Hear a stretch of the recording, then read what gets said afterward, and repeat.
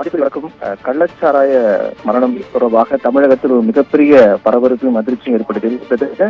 இந்த நிகழ்வு நடைபெற்றது ஜூன் 19ஆம் தேதி கள்ளக்குறிச்சி மாவட்டத்தில் கிட்டத்தட்ட விஷச்சாராயம் அறிந்து 60க்கும் மேற்பட்டவர்கள் பலியானார்கள். 150க்கும் மேற்பட்டவர்கள் மருத்துவமனையில் அனுமதிக்கப்பட்டார்கள். தமிழகம் முழுக்க மிகப்பெரிய அதிர்ச்சி ஏற்படுத்திய நிகழ்வாக இந்த நிகழ்வு பார்க்கப்பட்டது. உடனடியாக இந்த சம்பவத்தை அடுத்து தமிழக அரசு சிபிசிஐடி விசாரிக்க தமிழக அரசு உத்தரவிட்டது. அதைத் தொடர்ந்து இந்த வழக்கை சிபிசிஐடி போலீசார் விசாரித்து வந்தார்கள்.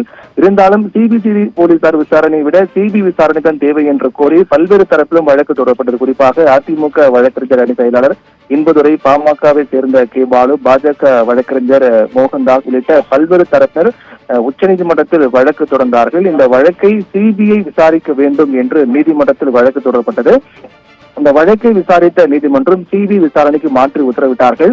அதற்கு பிறகு இந்த விவகாரத்தை பொறுத்தவரையில் தொடர்ந்து தமிழக அரசு, அதாவது உயர்நீதிமன்றத்தினுடைய இந்த உத்தரவை எதிர்த்து தமிழக அரசு தரப்பில் உச்சநீதிமன்றத்தில் மேல்முறையீடு செய்யப்பட்டது. தமிழக அரசு தாக்கல் செய்துள்ள இந்த மேல்முறையீட்டு மனு விசாரணைக்கு வந்தது. இந்த மனுவை நீதிபதிகள் பார்த்திவாலா, மகாதேவன் ஆகியோர் அடங்கிய அமர்வில் இந்த மனுவானது இன்று விசாரிக்கப்பட்டது. அந்த விசாரணையில் இந்த கள்ளக்குறிச்சி விஷ சாராய வழக்கு சிபிஐ விசாரிக்கலாம் என்றும் அதற்கு எந்தவித தடையும் இல்லை என்றும் நீதிபதிகள் உத்தரவிட்டிருக்கிறார்கள். இதனால் ஏற்கனவே இந்த வழக்கானது சிபிஐ விசாரித்து வந்த நிலையில் அந்த நிலையை தொடர்ந்து நடைபெறும் என்று எதிர்பார்க்கப்படுகிறது.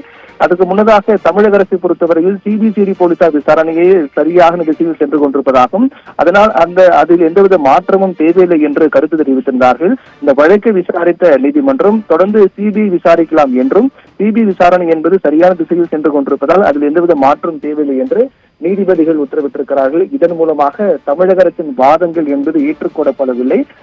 கள்ளச்சாராய மரணம் வழக்கை சிபிஐ விசாரிக்கலாம் என்று உச்சநீதிமன்றம் உத்தரவிட்டிருக்கிறது. ராஜேஸ்வரி. நேர்களே, கள்ளக்குறிச்சி விஷச்சாராய மரண வழக்கை சிபிஐ விசாரிக்கலாம் என்று உச்சநீதிமன்றம் உத்தரவு பிறப்பித்திருக்கிறது. இது தொடர்பான பின்னணி விவரங்களை எமது முதன்மை செய்தியாளர் பிரவீன்குமார் வழங்கிட பார்த்தோம்.